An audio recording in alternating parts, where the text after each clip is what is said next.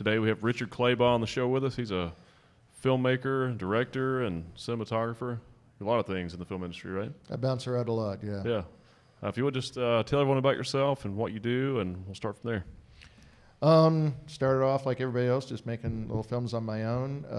Worked in TV news for many years. Left that and went to Los Angeles, where I wanted to make features. Got into being a director of photography, shot a lot of feature films, mostly in the action and horror genre. Started directing a few before I left. Got an offer to teach at the North Carolina School of the Arts. Came here, cool. Taught for 10 years.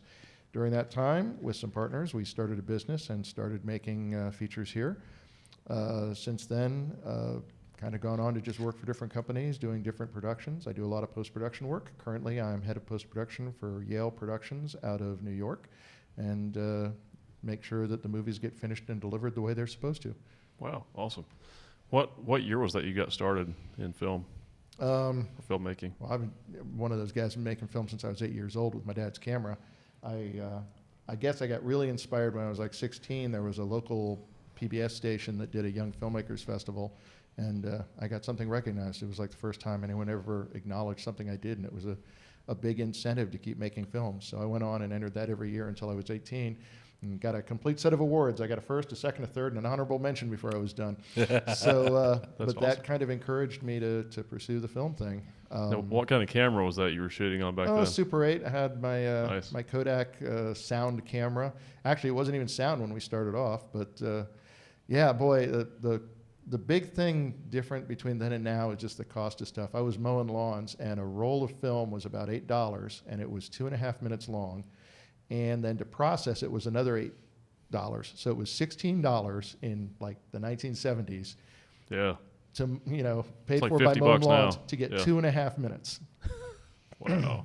Wow. So yeah, now you just turn it on and it goes. So when you started in the film industry, it was actually film. It was film. Yeah, most of my Yeah. career has been shooting motion picture film, 35 millimeter film out Wow. in LA. It's only kind of recently switched over to the digital stuff, of course. Well, recent in my life, but Yeah. That's cool. I saw that you actually worked on some of the Children of the Corn films too. I did 2 Children of the Corn movies, yes. And until they started shooting them simultaneously, I think I was the only one who could boast that, 2 Children of the Corn movie credits. I did Children of the Corn 4, which was directed by Greg Spence. And I worked with him again on Prophecy 2. And I did Children of the Corn 666, which you would have thought the series would have died by like 573 or something. But no, 666, they were still going strong. So Cult series. who knew it'd last that long? Prophecy, is the original Prophecy the one about like the mercury poisoning in the water or something? Nope, that was... What was that movie? Yeah, I have a whole list of titles that remind people of other movies. That was Prophecy, which was, the mutant bear movie. Yeah. Yeah, no, it didn't work on that. Oh, okay. That was a good movie. I worked on one called The Prophecy with Christopher Walken. Oh, okay. Eric Stoltz, Amanda Plummer, Elias Koteas, great cast. Yeah, great Virginia cast. Madsen, wonderful cast across the board. Good movie, too. Written and directed by the guy who did Highlander and Backdraft. Oh, wow. And yeah, it was about a second war in heaven and the angels' war spilling to earth. It was probably one of the best films I've been connected with. Beautiful performances, terrific story. I'll have to check it out. Oh yeah, Sounds awesome. Cool. So what got you into film as a child? Was your father in film or your mother? My dad was a mailman, and Okay. But he did have a camera, and he'd been in the Air Force for most of his career before I came along, and he'd shot everywhere he went. So I started picking up the camera and shooting movie stuff. My family was not into movies at all. My dad never watched a narrative film. He had no interest in it. But I picked up the camera, and I was very into television, so I started, wanting to tell stories with the camera. And then in high school, I got more involved in drama and acting and such. I'd always been a little bit, but the whole thing kind of came together with filmmaking and storytelling. That's really cool. What's your favorite role in the industry? I have been very fortunate that I can bounce between them. I love everything I do whenever I do it. I just like making movies. The whole thing is, I always say I really only have one job. I'm a filmmaker. And It's like I love editing. I love being a director of photography when I'm working with good directors and shooting stuff. I love working with actors.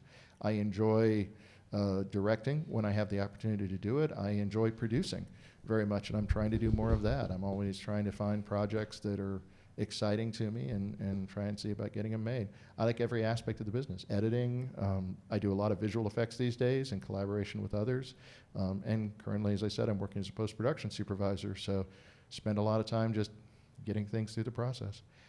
I just got back last week from New Jersey working on the first film since COVID for us. It's a film called Red 48, stars Tyrese Gibson and John Malkovich.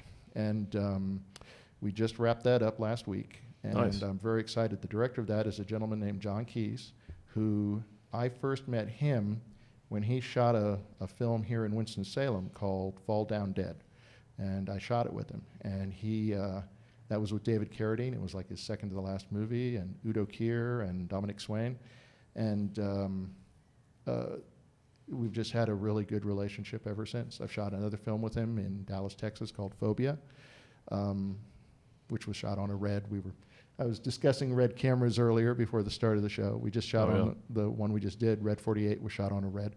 And yeah, but it's, I went up there to be post supervisor and kind of DIT and ended up being B camera operator. And it's an action film, so we get to blow things up and shoot a lot of things, and it's fun. I love action Sounds movies. fun. Action movies are fun to do.